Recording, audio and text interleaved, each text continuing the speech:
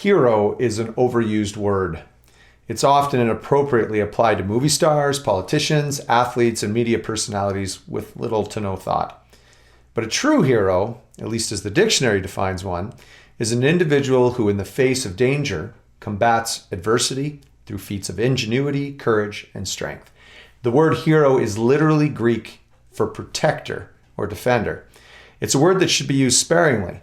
But this week, we are indeed seeing heroism in our country, as tens of thousands, in the name of defending and protecting our freedoms, have left their families to plunge themselves into ice-cold temperatures, spend money that many can't afford, and put their lives on what's left of their businesses on hold to join the great Canadian truck convoy of 2022.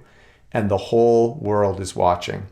They are watching a nation waking up together and using peaceful protests combined with nerves and will of steel to put an end to a collective nightmare.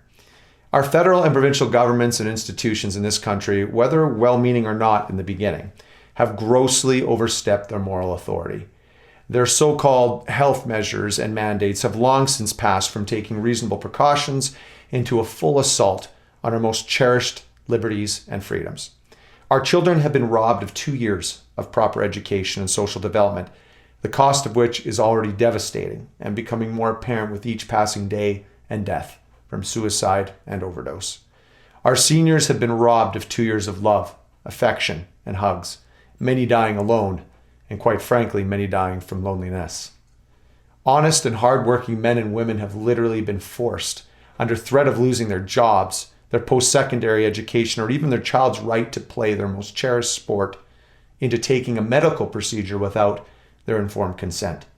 And those who have refused, well, they have been vilified, discriminated against, lost their jobs, and have otherwise been treated as subhuman.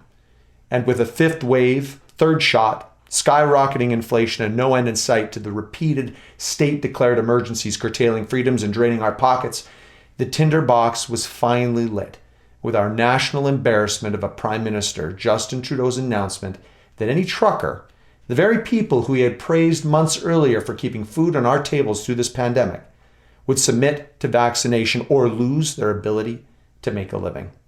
The little tyrant finally went too far, and the people stood up, led by real hardworking men and women who literally feed their families through endless long hours of work in those very trucks packing Ottawa's streets this week. That can be hard for someone like Trudeau to understand, as his living and riches have always come from taxpayer pockets and Daddy's trust fund. He literally just doesn't get it. And as hard as he and his grotesque entourage of woke media, bureaucrats, and politicians work to vilify and persecute the so-called fringe minority with unacceptable views, the truckers, and by then hundreds of thousands more Canadians inspired by them, descended upon Ottawa and provincial capitals and border crossings to secure an end to the lawlessness imposed upon all of us by our failed governments. The woke media mob failed, and Trudeau, well, he went into hiding, pretending to be at risk from these peaceful protesters. What a coward. And don't think for one moment the convoy hasn't worked. Premier Moe of Saskatchewan has announced an end to all COVID restrictions within the month. Jason Kenney, still tone deaf as ever, has finally announced the imminent end of the ineffective and discriminatory vaccine passport system and an end to all COVID restrictions by March, he says anyway. BC and Ontario have announced that they are moving towards lifting restrictions as well. And the federal Conservatives, well, they just ditched the COVID restriction-loving Erin O'Toole in favor of a new leader, largely due to this failed leader's total lack of courage on this issue. It is working. The truckers are winning. Our country is winning.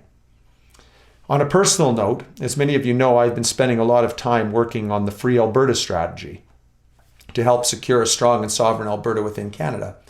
I firmly believe that the only way to save our nation is to restore money and power back from Ottawa to the provinces and let the provinces govern themselves as much as possible.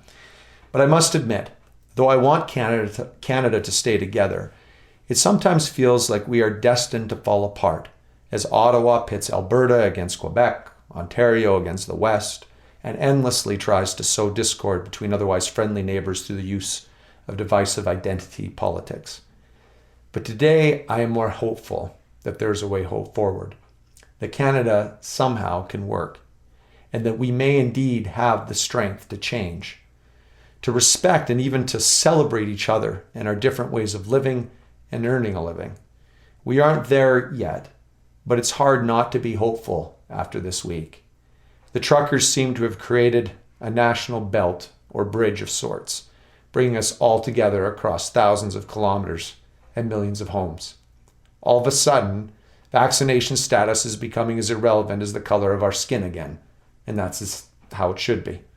So that is why I will invoke the word hero for those truckers and their supporters who have sacrificed their time and means this week to defend and protect the freedoms of their families and of mine. Thank you, ladies and gentlemen, and keep on trucking. I hope you'll visit us at freealbertastrategy.com or subscribe on Facebook at Rob Anderson Unfiltered. Take care. We'll see you out there.